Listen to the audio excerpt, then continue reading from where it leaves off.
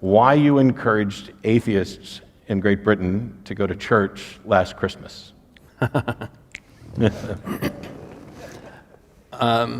Good question. We go straight into the deeps. Well, obviously Britain, where I'm from, and Europe more generally, the situation with religion is different from the situation you have here. I mean, there are all sorts of differences, all sorts of similarities, but we don't have in Britain a kind of any form of strong Christianity that I see as being any threat in the public sphere. I mean, our bishops are all basically on the verge of atheism, as far as I can see. If you get a bishop in Britain, I mean, the hardest thing to do for them is to affirm what was their creed. You know, it's filled with sort of God, as it were. You know, so we have the sort of doubting bishop as a sort of perpetual part of the comedy of British life, and so we don't have that assertive form of religion which can still exist here, and in certain states is very strong. And I think it's partly, I write a bit about this quite a bit in this recent book. I think that we are in a very strange place in Europe, in Britain, in our relation to faith. And for all sorts of reasons, of which we can get into,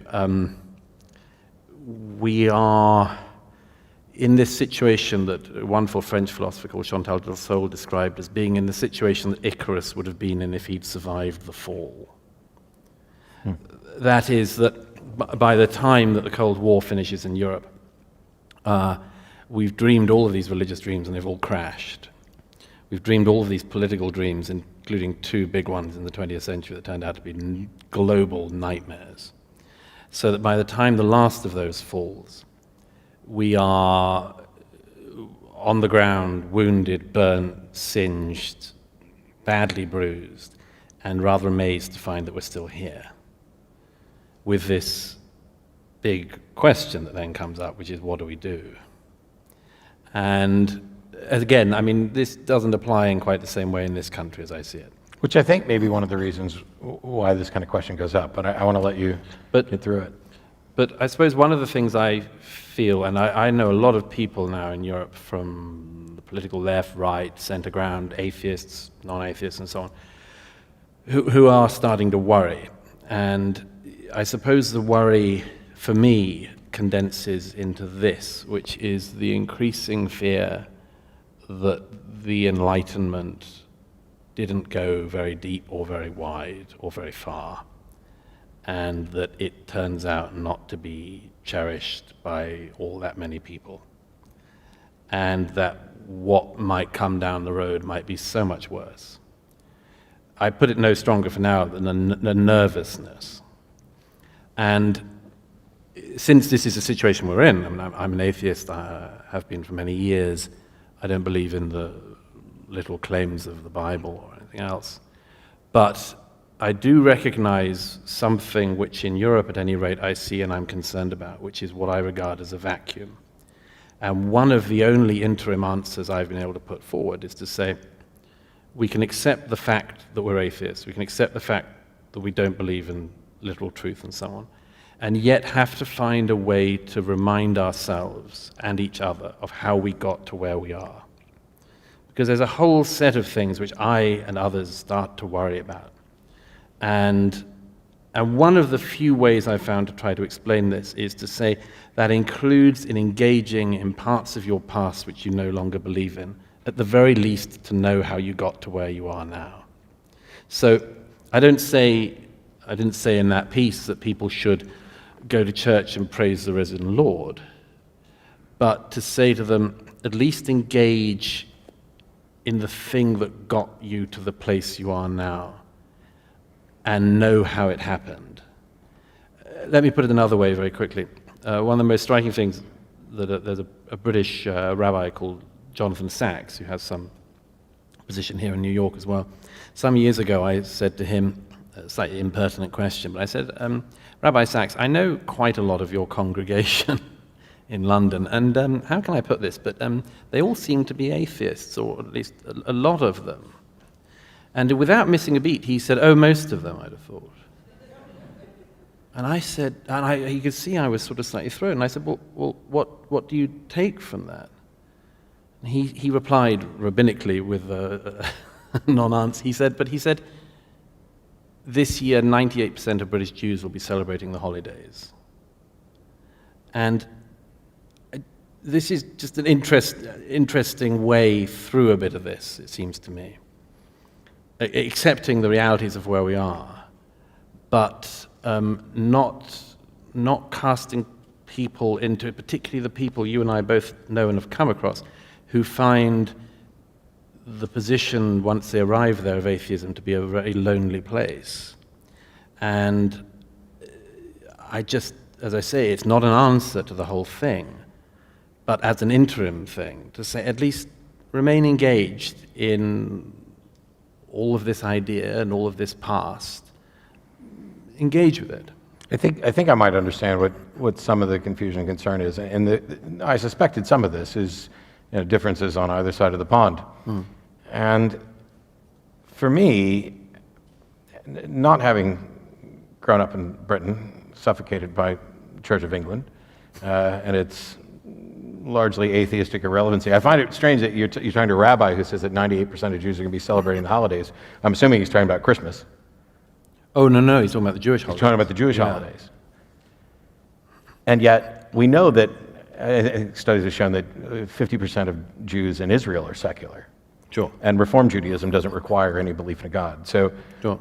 we often make a mistake of talking about religion as if it's one thing. Yeah, absolutely. That's absolutely false, because Judaism, even in its varieties, is already very different. The Reform Judaism doesn't require a belief in a God, and so you get a rabbi that's not surprised that his congregation is largely atheist, and then you get conservative and Hasidic Jews that I doubt very many of those are atheists, and then you have the various varieties of Christianity, and one of the questions that's come up quite often is, why is the view of religion in the UK so much different from the way it is in the States?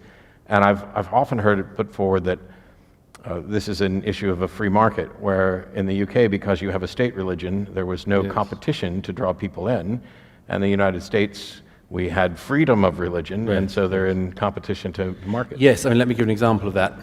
Everybody in the UK lives technically in a parish, and that means that the priest in that parish could, even if you were a non-believer, be responsible for your spiritual well-being, for your funeral, for instance. Now, of course, that doesn't mean that everyone automatically gets a Church of England funeral, but it means that the default position is that the state church would be there. Whereas I think if you were a Catholic, for instance, if you were an atheist and you died, your local Catholic church would not stake any claim for your religious rights.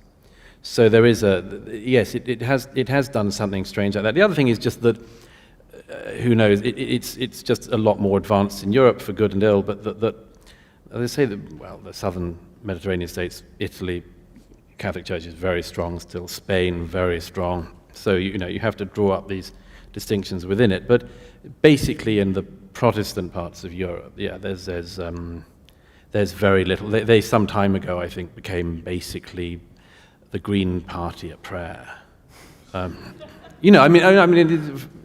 They explain how important it is to tackle global warming and so on, which is all good, but it's not saying to people, you have to affirm the creed, otherwise you're going to hell. I heard good things about Spain in the last few years, pulling away from the church and instituting a far more secular government, to the point where I joked that if my country became a theocracy, I'd go to Spain, because at least I had 2 years of high school Spanish, which sets me up better. The country that is most striking in is Ireland. I first went to Ireland, I did my first book in the late 90s, 2000. And then Ireland was still a very, very, it's the most oppressively religious country in Europe I'd been to. The Catholic Church had such a grip. Today, I don't think you could find a more secular country. It's really fascinating, and it's one thing in particular, which is a clerical abuse scandal, which has just turned the Irish people, understandably, against the whole thing. And, to the extent that a bishop now stands up and makes a moral pronouncement, and the Irish public want to do the opposite. In fact, the Catholic Church, I can't remember what was in the abortion debate or the gay marriage. Yes, they sat out the gay marriage debate, basically, because they knew that if they came out against, the public vote in the referendum would be even bigger for gay marriage. And the scandals, they go deep there. They're not just dealing with pederasts and child rapists. This was theft of children from unwed mothers and workhouses and just... and in living memory. Yeah. No, it's an extraordinary thing, but to see a society shift that fast in 18 years or so is a remarkable thing. Which kind of sticks a pin in what everybody who knows me knows I've been waiting to object to.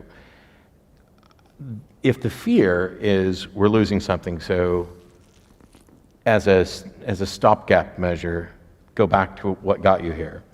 I might have a slight issue with going back to what got us here if the place we are is that we're bleeding and bloody on the ground after the fall.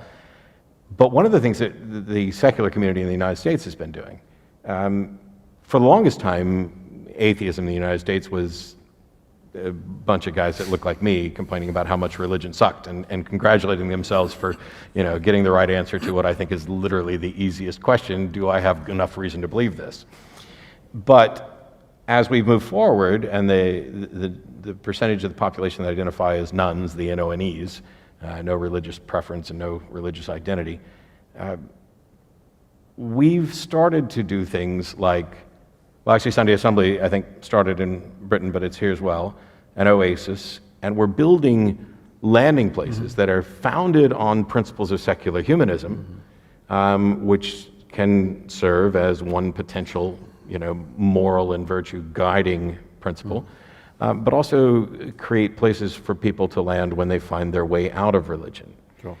And I'm happy to tell people, I go to church not for the reasons that you're suggesting, but I go to church more often than people would guess, because on the TV show, I want to make sure that I am not strawmanning religious views. Do you ever get surprised when you do that? Not anymore. No. There's been a massive change from when I was younger. I mean, I went to a Southern Baptist church primarily. I would occasionally go to Pentecostal churches because they had better concerts. And they would have the Christian rock bands of Petra and Carmen and stuff, and they'd all come to those churches. So I liked those. The very words Christian rock band just make me kind of come goose pimply. I feel the same way when I hear Christian magician, but that's another story. But growing up in those kinds of churches, I want to make sure that I'm not only relying on the version of Christianity that I grew up with, and that I'm not relying on something from 30 years ago. Yeah. So I will go to some of the churches. The mega churches, even most of the people I grew up with who were religious would look at most of the modern mega churches and say, well, that's not Christianity. Right. Now, I don't get to say what is or isn't Christianity. That's for them to decide.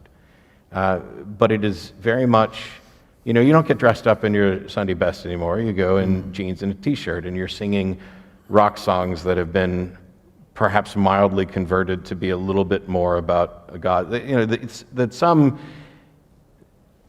atheist on LSD wrote this song for the secular world, and the church has managed to co-opt it, and they've co-opted the slogans from everything. You'll have T-shirts of the McDonald's shirts, and they'll twist the McDonald's logo to be about Jesus and all this stuff. How do they do that? It is. What? So Seth Andrews, everybody loves Seth? Yeah. Yes. He hosts the Thinking Atheist podcast. He has a video up specifically going through the various things that Christian organizations steal. They twist it around. How do they get Jesus out of McDonald's? Does anybody remember the specific one from McDonald's? I don't know, but there was Wow. They take Mountain Dew logos, everything, and just turn it into this. It is very much a marketing thing, and I don't want to ever say that somebody's being disingenuous about their beliefs. Sure. But when we talk about, hey, maybe we've lost something, I don't think that I could ever send people to church for that reason, and it may just be a difference in the type of church that we're talking about. Yeah, it may be. I mean, as I said, I don't want to overemphasize it, but I mean, there are tiny, tiny pockets where what I'm saying is not the case. The island in the Outer Hebrides that my father comes from, there are about 30 different sects of Presbyterianism, within about square mile of each other, and they're a bit watered down, but not that much. But otherwise, as I say, it's fascinating to me because I've been doing this for 20 years or so, and I've just noticed that the entire discussion on ethics, for instance, if you go to the BBC or something and you have a discussion on ethics, 15 years ago, you'd always have a bishop, purple robe, big cross, and so on. And now they just don't go for those guys. And when they do, those guys don't have much to add, it seems. I mean, you can, regret or otherwise, I don't particularly, but you can see they just don't know how to find a way into the discussions we're now having. And this is something I've actually been kind of standing in opposition to here, because you'll watch the news and there will be some member of the clergy on to comment on seemingly everything. I'm exaggerating slightly, but there'll be a political discussion and you'll have to get, the minister's view of it. And it happens in the local communities as well as, the national news. I remember a CNN brief piece, but it stuck in my mind forever because the banner behind them was, "Why do atheists inspire such hatred?" Of course, I immediately point out the question is flawed because it presumes that we're the ones inspiring this, rather than why is hatred directed at atheists? Yeah. Because then it could be our fault or their fault or a combination. So asking the wrong questions is probably one of the biggest problems in the world right now. But they had a panel on to discuss it. How many atheists were on that panel? None. Really? Not one. 2 Christians and a Jew to explain to the world that atheists were just really bad at PR, and that we didn't have any morals to live by. My sense is, by the way, and again, I mean this is a positive, my sense even in this country is that a lot of the religious leaders, they don't quite want to tell you what they really believe, which is a step in the right direction. And my impression still is that most of them know that the culture has shifted or is shifting significantly enough that they know that some of the things they might believe or might have claimed 20 years ago have become total landmines for them. So here's what we'll do. You come down to Austin, we'll take a drive to San Antonio, and you can listen to John Hagee, who runs one of the biggest churches in the United States, talk about how nasty atheists are, and if they don't like God's country, they can get out of the United States, boy. He must be about the only one who hasn't been caught with a rent boy.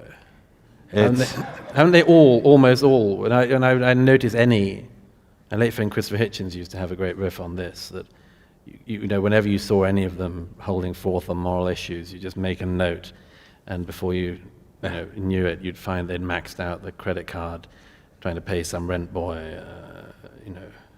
The scandals are almost consistent rule. So I'm amazed Hagee. I don't know what the laws of defamation are like in this country, but I'm amazed Hagee is already not. Yeah, well, and he's just one of many examples. There's some that are, and this is another problem with the internet. There's a pastor, I'm not even going to bother saying his name because he's already gotten too much publicity. Tiny, tiny church, and yet broadcasts over the internet, which gets him all kind of attention, mostly from atheists who want to just say, "Oh my gosh, this guy is terrible." I don't know what percentage of church-going Christians actually care what this guy says, but he's awful with regard to women and everything else. But when clearly there's going to be differences. I wonder if how much of the differences that we're seeing are actually related to differences in culture. Because I have some rather troubling questions related to culture. And as you've spoken a lot about issues related to multiculturalism, I figured maybe we could address some of that, because what does it mean to say British culture, Western culture? Is there even enough uniformity of value for that to be a meaningful phrase? And what is it that we should be worried about losing if that's diluted? Yeah, that's a huge one. We're all trying to think about this at the moment. And there are versions of it that sound nicer than others. Some are horrific. We have this big discussion now, what is our culture, what is Britishness, and every country in Europe is having that discussion, and I hear it here, I hear it in Canada, sort of constant self-examination. There's nothing wrong with that in a way, although it can cause what I regard as being a kind of breakdown. I mean, if you said to any individual all the time, who are you, what are you, you'd end up on the couch quite fast. And I think it might be the same for societies. If you just keep asking what you are rather than just getting on with it, you can kind of instigate an increased nervousness. I think my instinct is to not care.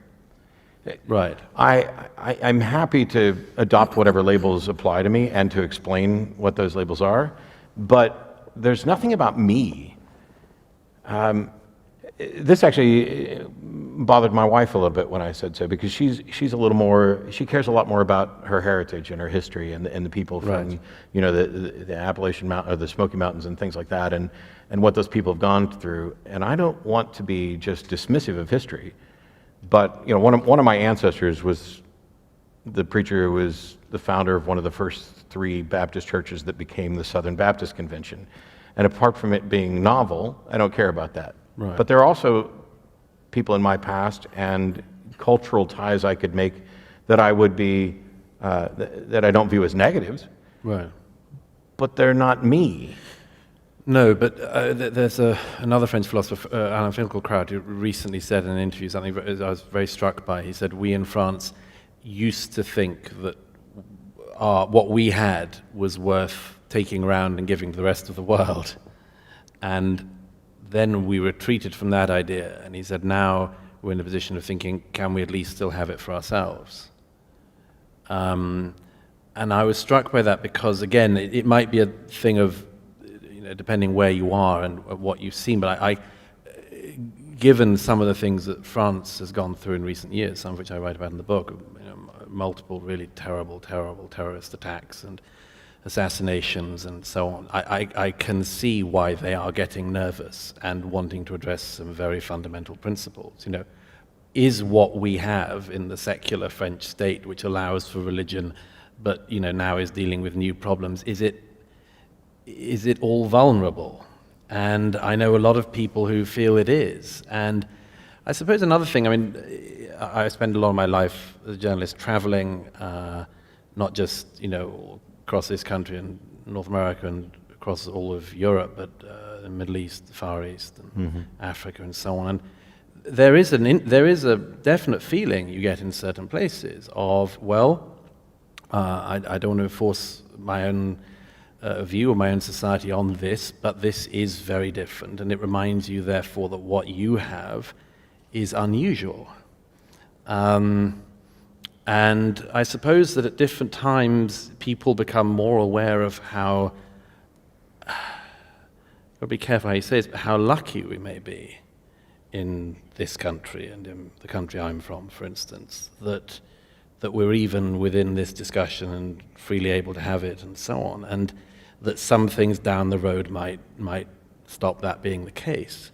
So I think that there are moments when societies become kind of febrile like that. Let me give an example. If any of you have ever been mugged or seen something terrible on the street, We're in New York. So it changes the way you look at people for quite some time afterwards, and maybe forever. Yes. If you've seen anything really brutal in the middle of a sophisticated, cultivated place, it will fundamentally change the way you look at everything afterwards and the way you look at people. And, this is the case with conflict zones, war zones I've been in. It's not just that you come back from those places thinking, my God, I've got an idea of how lucky we are to have this settlement we have, but also why people who are from such places have put it this way, have one less layer of skin than everyone else and feel certain things early. And that's the case in certain countries in the West at the moment, and that's partly what this book is about, that certain countries, France being one, are really reevaluating some of this because they are seeing futures that they want to avoid.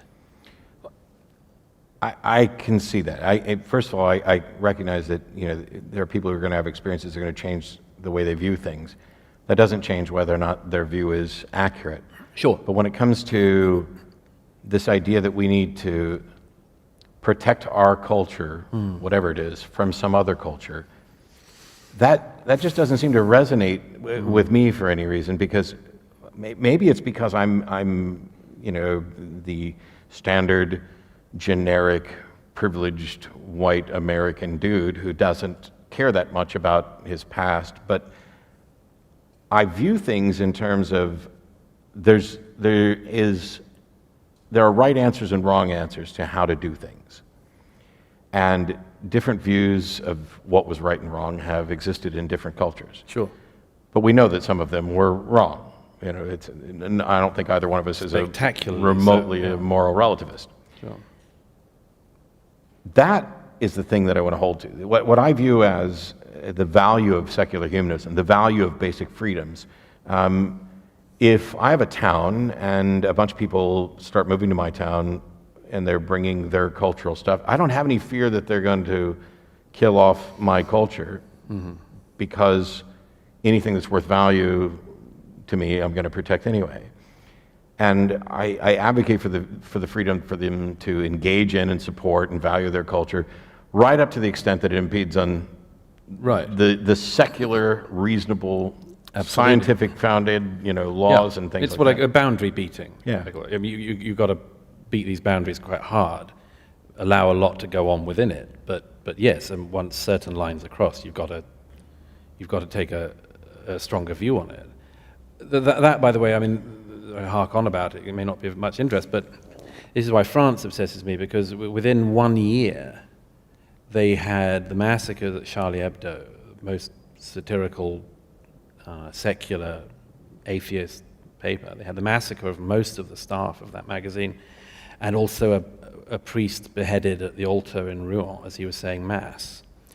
If that extremity of things can happen in a culture in quite a short space of time, that is the sort of thing that would return you to the fundamental questions. And as I say, one of the fundamental questions all the time is what we have the sort of natural default position of humankind, or is it a pretty unusual thing caused by quite unusual factors? And I, at any rate, take the second view, and therefore think that from the secular tradition and others, you've got to be aware of it, at the very least, to make sure you don't piss it away. I think one of the things that this is another difference from two sides of the pond, and we talked about this very briefly, is that people will contact me on the show and say, "Oh, you spend all your time talking about Christianity. That's all you talk about, Christianity. Why would you do that?" Because it's a call-in show, and that's what people are calling in about. First of all, it's also my background. Well, you don't talk to us about Islam at all. And I was like, well, actually, we have many, many times, and there are occasionally Muslim callers. There's one of them who I'm fairly sure I made cry, even though that wasn't my intent. But we address those things, and yet the thing that I keep trying to point out to people is that while I might agree that when it comes to religions worldwide, Islam might be the single most dangerous ideas and be the greatest risk worldwide, but that doesn't mean it's the greatest risk in the United States or in Texas or in Austin. Sure. And you've spoken a great deal about Islam, and I think that there are different things going on in the UK that we don't see here. I mean, Muslims in the United States, I mean, apart from the general fear that has been instilled in everybody, which I think is at least exaggerated for us, but I couldn't say that for everybody.